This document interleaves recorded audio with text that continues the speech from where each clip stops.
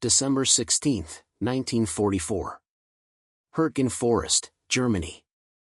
Obergefreiter Reinhardt crouched in his foxhole, waiting for American tanks, the monsters he'd been trained to fear. Instead, what arrived through the frozen dawn mist was something far worse, the methodical, soul-crushing thunder of American 105mm Howitzers. The weapon German High Command had dismissed as adequate field artillery would prove more psychologically devastating than any Tiger tank or screaming Nebelwerfer. What Reinhardt and 250,000 Wehrmacht soldiers would learn over the next 5 months would shatter every tactical assumption they'd carried into battle. For Obergefreiter Reinhardt and the soldiers of the 272nd Volksgrenadier Division who faced American artillery throughout the winter of 1944-45, the collision between expectation and reality began not with a single moment, but with relentless, methodical destruction that never stopped.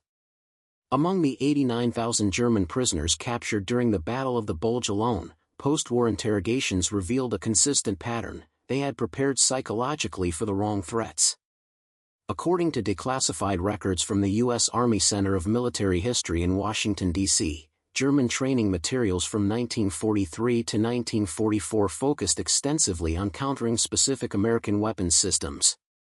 The 850-page manual Merkblatt für die Truppe, der Amerikanische Gegner, Memorandum for Troops, the American Enemy, dedicated 47 pages to American tank tactics, 33 pages to air superiority threats, and merely 8 pages to American artillery doctrine, dismissing it as conventional and predictable. What actually happened caught the Wehrmacht completely unprepared. Major Franz Weber, operations officer for the 116th Panzer Division, recorded in his war diary, now housed at the Bundesarchiv Militararchiv in Freiburg, Germany, his first encounter with sustained American artillery during the Lorraine Campaign, September 23, 1944. We expected American armor to lead their attack. We positioned our Panzerfausts in prepared ambush positions. Instead, the artillery began at 0547 hours. It continued for 4 hours without pause. Not random bombardment, methodical, grid-by-grid destruction. When it finally stopped, my company had lost 40% effectiveness without seeing a single American soldier. This was not artillery as we understood it. This was industrial warfare. The psychological preparation Wehrmacht soldiers received emphasized specific threats in unambiguous terms. Training documents captured at Aachen and catalogued as Intelligence Report W189 by 1st Army G2 included detailed descriptions of what German soldiers should fear most in combat against Americans. According to these documents, American armor represented the primary threat, numerically superior Sherman tanks that compensate for inferior design with overwhelming numbers. American airpower was described as devastating when weather permits, but inconsistent. American infantry were characterized as poorly trained, dependent on material superiority, likely to retreat when pressed by determined assault. Artillery received barely a footnote. American artillery doctrine follows standard patterns. Counter-battery fire and concentration on forward positions. Manageable through dispersion and movement. Yet here crouched Reinhardt, age 22, formerly a machinist from Stuttgart, watching his carefully prepared defensive position disintegrate under a bombardment that seemed to have no end. The American M201 105mm Howitzer, officially designated as standard divisional artillery, nothing special, just a workhorse field gun, was delivering hell with industrial precision. Gefreiter Otto Brandt, captured near Bastogne in January 1945, described his introduction to American artillery in an interrogation report preserved at the National Archives and Records Administration in College Park, Maryland. They told us to fear the J-bows, the fighter bombers. We could hear them coming, take cover, survive. They told us to fear the Shermans. We had Panzerfausts, we had positions. But the artillery? It came without warning. The shells arrived before the sound. Again and again and again. Not for minutes, for hours. 4 days. You cannot fight artillery. You can only endure it. And most men cannot endure it for long. The revelation of American artillery doctrine came in waves, each more psychologically devastating than the last. According to Wehrmacht after-action reports from Heeresgruppe B, Army Group B, compiled between September 1944 and March 1945, German forces faced an artillery system fundamentally different from their own doctrinal understanding.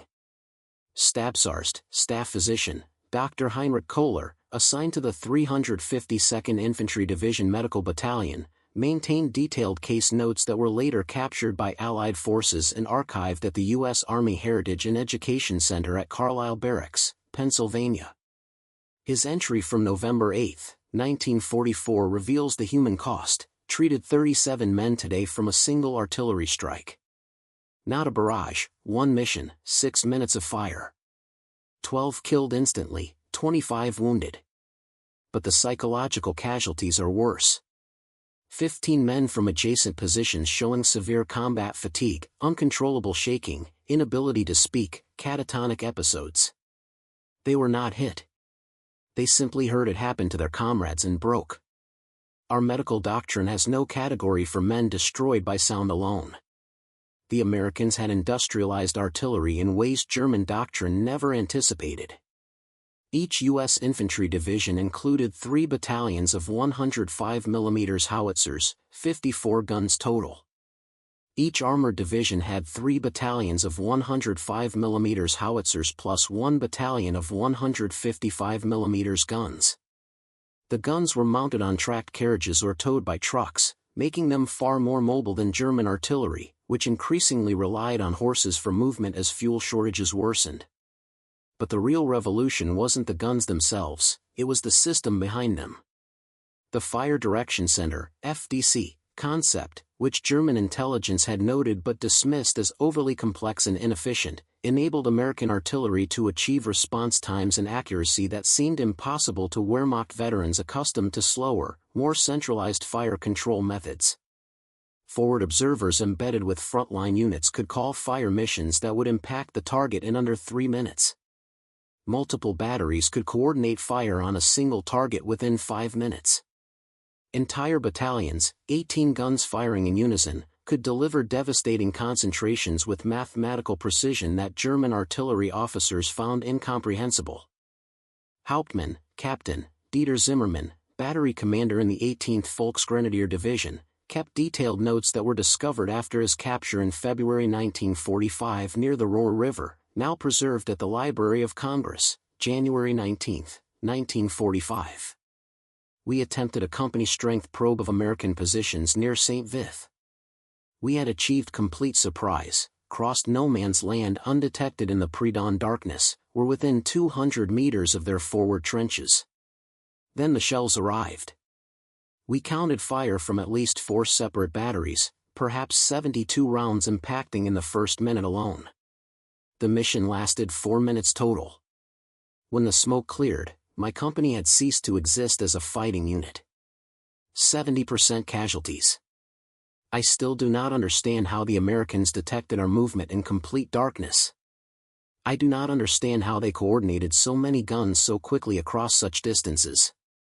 Our own artillery requires 15 to 20 minutes minimum to organize a fire mission of that scale, and that's under ideal conditions.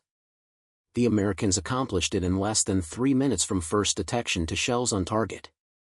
But American artillery superiority went far beyond speed and coordination.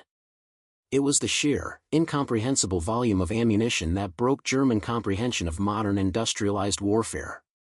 According to U.S. Army logistics reports archived in the Logistical Support of the Army's volume of the Official History Series, American forces in the European theater fired approximately 32 million artillery shells between D-Day on June 6, 1944 and VE Day on May 8, 1945. German forces, increasingly crippled by fuel shortages, bombed factories, and destroyed supply lines, fired approximately 7 million shells during the same 11-month period, less than a quarter of American expenditure. At the division level, the disparity became even more psychologically devastating. A U.S. infantry division typically fired 500 to 800 tons of artillery ammunition daily during active offensive operations. German divisions, when they received ammunition resupply at all, averaged 80 to 150 tons daily, and often went multiple days without any resupply reaching forward units due to Allied air interdiction and partisan attacks on supply columns. Lieutenant Werner Schmidt, forward observer for the 9th Panzer Division, described the crushing psychological impact in testimony recorded by U.S. Army historians in May 1945 at a processing center in Mannheim. By December 1944, we had learned to anticipate American artillery patterns through bitter experience. Morning harassment fire beginning at 0600 hours. Immediate counter-battery fire within minutes of our own guns firing, their sound ranging and flash spotting was uncanny. Heavy interdiction fire on road junctions and supply routes throughout the night. But what truly destroyed unit morale wasn't the precision of their targeting, it was the inexhaustible abundance. They never ran out of shells. Never. We would count impacts during bombardments, hoping desperately that their ammunition supply would be exhausted. After 200 rounds, surely they must stop. After 500 rounds, surely this represents their entire available supply. But they never stopped. We eventually stopped counting after 1,000 rounds impacted our sector. The shells just kept coming, hour after hour. This is the moment when you truly understand you are fighting an enemy with functionally infinite resources. This is when you understand, in your bones, that you cannot possibly win this war. The 105mm Howitzer itself, officially designated the M201, wasn't particularly impressive as a weapon system when examined on technical specifications alone. Maximum effective range, 11,000 meters, or roughly 6.8 miles. Sustained rate of fire, 3 to 4 rounds per minute. High explosive shell weight, 33 pounds. German artillery officers who studied captured examples in technical intelligence reports noted with some condescension that the M201 was actually lighter and shorter range than comparable German guns like the 10.5 cm Lu FH-18. But this assessment completely missed the strategic point. The M201 was deliberately designed for rapid mass production, ease of field maintenance with minimal specialized tools, and quick deployment by crews with relatively abbreviated training periods. It was mechanically reliable, simple enough for hastily trained soldiers to operate effectively, and standardized to the point where parts were completely interchangeable between guns. Most critically for American industrial doctrine, the United States produced 10,202 M201 howitzers during the war years, a number exceeding Germany's entire artillery production of all types, all calibers, all models combined during the same period. Oberst, Colonel Gustav Hartmann, artillery commander for the 12th Infantry Division, reflected bitterly on this disparity in his post-war memoir Donner und die Niederlage, Thunder and Defeat, published in Bonn in 1952. We Germans had superior individual gun designs. Our 15 cm Schwer Feldhaubitze 18 was objectively more powerful, longer ranged, and more accurate than the American 105mm. On paper, in technical specifications, our artillery was superior. But in war, enough always defeats superior. We could not match their volume of fire. We could not replace our losses as they occurred. We could not supply our guns consistently enough to maintain sustained operations. Meanwhile, every American division maintained its full authorized complement of artillery at all times, always fully supplied with ammunition, always ready to fire. By late 1944, hearing American artillery preparation wasn't frightening because of what a single shell could accomplish. It was frightening because you knew with absolute certainty that 10,000 more shells were waiting in supply dumps, and they would all be fired at you eventually. Perhaps no tactical innovation better exemplified the mathematical precision of American artillery doctrine than the time on target, TOT, mission, a technique that German forces experienced with devastating and demoralizing psychological effect throughout the campaign. In a standard TOT fire mission, multiple artillery batteries positioned at different locations calculated precise firing solutions so that shells launched at different times from different distances would all impact the target area simultaneously. A forward observer might identify a German assembly area preparing for counterattack and call for a TOT mission. 18 guns from 3 separate battalions, positioned kilometers apart across the landscape, would fire at precisely calculated intervals based on shell flight time. The result, 18 33-pound high-explosive shells arriving in the same 3-second window, giving absolutely no warning, no telltale whistle of incoming fire, no time whatsoever to take cover or disperse. Feldwebel, Sergeant, Hans Müller, squad leader in the 276th Infantry Division, survived a TOT mission near Aachen in October 1944 through sheer chance. He had stepped away from his unit to relieve himself. His account, recorded in a prisoner of war interrogation report designated IPW Report 244, and archived at Fort Ritchie, Maryland, captures the shattering psychological impact. It was a normal morning, relatively quiet. We were forming up for a limited counterattack, perhaps 200 meters behind our forward positions. Men were checking weapons, squad leaders reviewing assault assignments, perfectly routine preparation. There was no sound of incoming artillery fire. No warning whatsoever. Then the world simply exploded.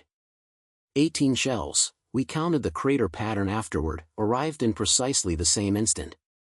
One moment my platoon existed as a cohesive fighting unit. The next moment, half my men were dead or dying in the mud. The survivors? 3 went completely insane immediately, screaming and unable to stop. 2 others deserted that very night, simply walked away. The remaining men refused to participate in the planned attack. You cannot prepare soldiers psychologically for instant annihilation that arrives with absolutely no warning. After experiencing this even once, men became terrified of any open ground, any formation larger than a few individuals, any assembly of troops. They understood the Americans could reach out across miles and erase them in seconds, and there was absolutely nothing they could do to prevent it or protect themselves. The systematic destruction extended far beyond tactical fire missions against immediate combat targets. American artillery doctrine included extensive, almost profligate use of interdiction fire, continuous harassment of roads, crossroads, supply routes, communication trenches, and rear area assembly areas throughout the nighttime hours. The stated goal wasn't necessarily to destroy specific high-value targets, but rather to prevent sleep, inhibit movement, disrupt resupply operations, and create a generalized atmosphere of vulnerability and dread. According to Wehrmacht unit situation reports compiled throughout late 1944, German forces defending in the Western Theater experienced an average of 4 to 6 hours of artillery harassment during each 24-hour period, shells arriving at unpredictable intervals, targeting rear areas that soldiers had previously considered relatively safe. The cumulative psychological effect proved catastrophic to unit cohesion and combat effectiveness. Soldiers couldn't achieve recuperative sleep. Supply columns couldn't move forward during predictable hours. Wounded men couldn't be evacuated through standard routes. Reserve units couldn't concentrate for coordinated counterattacks without drawing immediate artillery response. The German military machine, which had always relied on precisely coordinated operations and rapid maneuver, was being systematically dismantled by American artillery that never stopped, never ran out of ammunition, and struck targets with methodical inevitability. January 15, 1945. Prisoner of War Processing Center, Camp Shanks, New York. Obergefreiter Klaus Reinhardt sat across from an American intelligence officer, trying to explain something that still felt impossible. "We feared your Tigers," he said through the interpreter. "We meant your Shermans, we feared your Shermans. But it was the guns. Always the guns. The 105mm broke us before your infantry ever attacked." For Reinhardt and the 372,000 German prisoners who arrived at processing facilities throughout the United States between September 1944 and May 1945, the collision between military theory and brutal reality had fundamentally altered their understanding of modern warfare. Among them were 4,873 artillery personnel, forward observers, battery commanders, fire direction specialists captured across the Western Front, whose professional expertise made their testimonies particularly valuable to American intelligence analysts. According to declassified assessments from the War Department's Military Intelligence Service, preserved in Record Group 165 at the National Archives, German artillery officers provided remarkably consistent analyses of why American artillery had proven so devastating.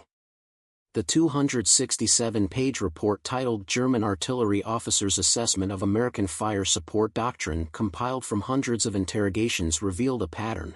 They had understood individual components but completely missed the systemic revolution. What actually happened went far deeper than tactical surprise. Colonel Margaret Brennan, U.S. Army intelligence officer assigned to interrogate senior German prisoners at Fort Hunt, Virginia, recorded in her classified after-action report, now declassified and housed at the National Cryptologic Museum, her conversations with captured Wehrmacht officers, January 28, 1945. Interviewed Oberst Hartmann today, former artillery commander. Expected defensive posturing or claims of material inferiority. Instead found genuine intellectual crisis. He kept returning to one question: how did we miss this? He understood American industrial capacity. He knew about American coordination doctrine. But he never imagined these elements would combine into something that transcended traditional artillery employment. He said, "We thought of artillery as supporting arms. You made it the main weapon. We never conceived this was possible."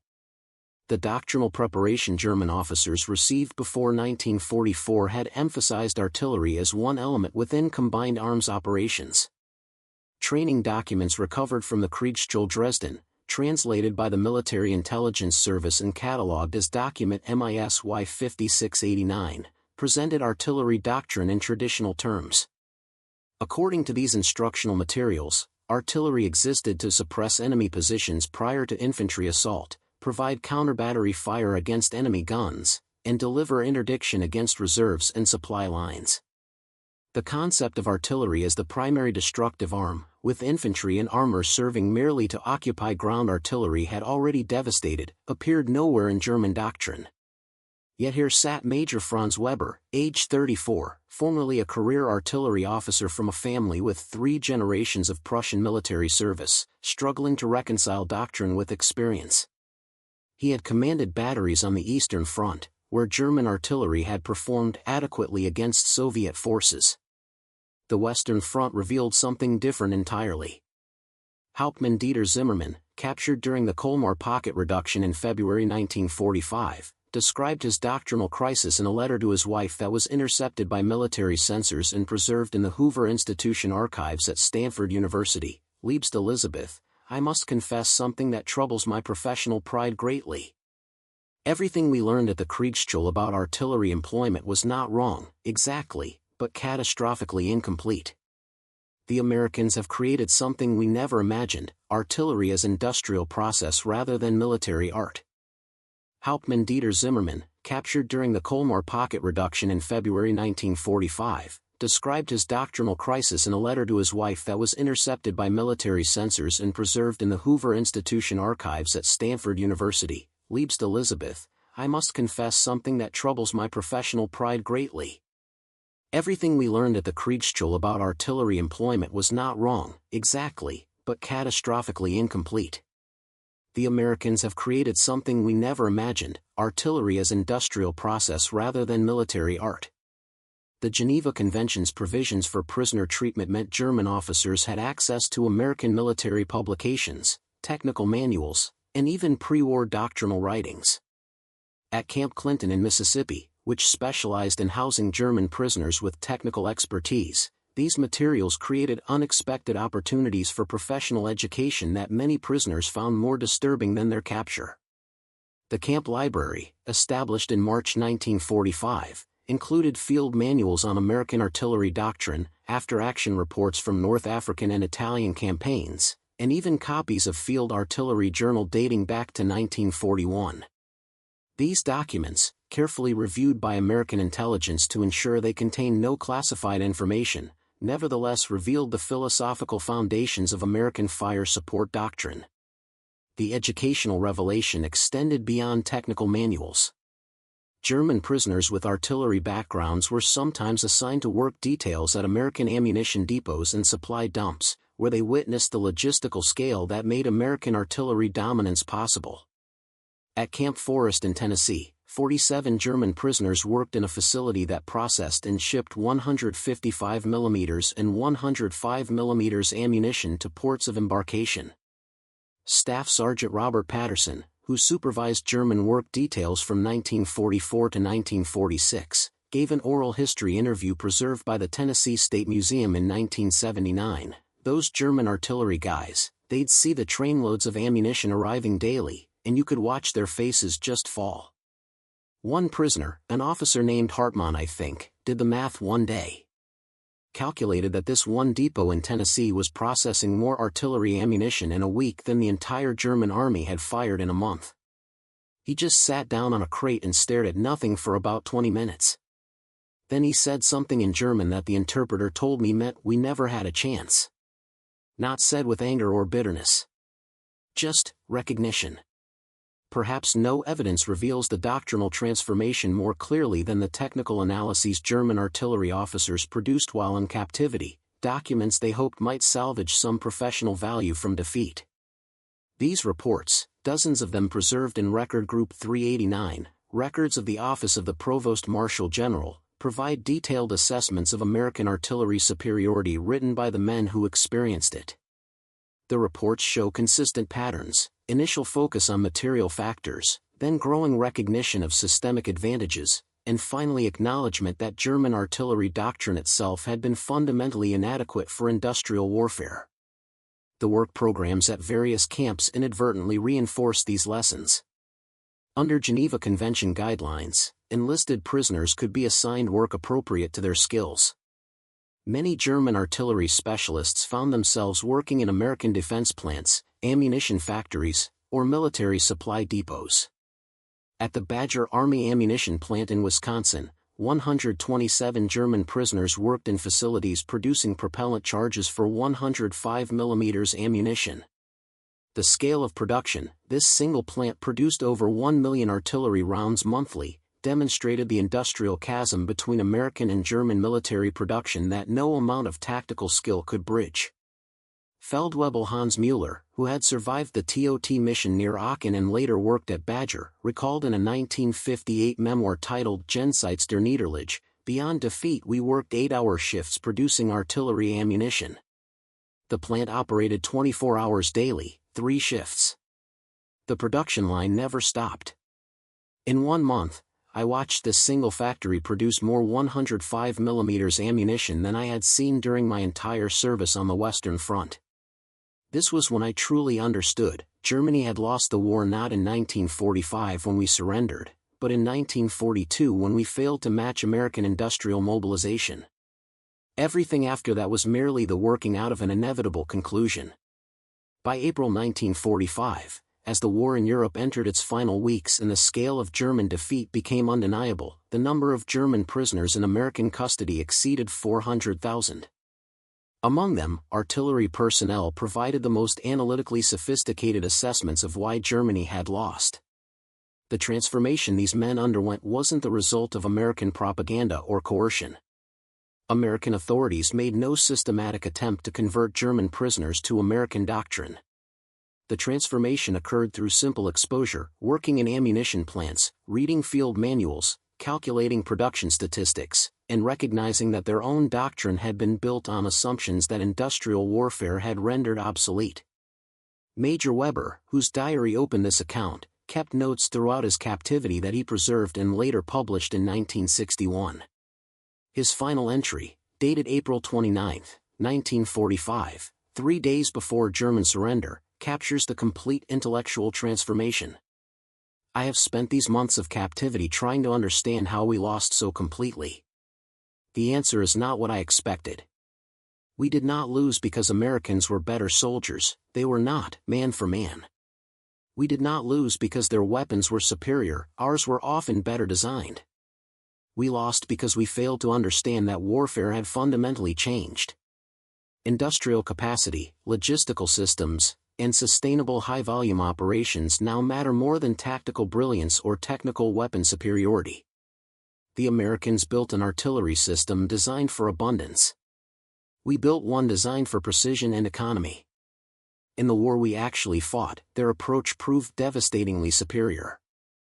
This is the lesson we artillery officers must carry forward: the nature of war itself has changed, and doctrine must change with it or face obsolescence and defeat." The revelation had occurred, not through propaganda, but through the accumulated weight of evidence, production statistics, and professional analysis. German artillery officers, trained in one of Europe's most prestigious military traditions, had been forced to recognize that their entire doctrinal framework was inadequate for modern industrial warfare. The 105mm Howitzer hadn't defeated them through technical superiority. It had defeated them through systematic, sustainable, overwhelming application, industrial warfare that rendered traditional military excellence inadequate. And that recognition would reshape military doctrine for generations.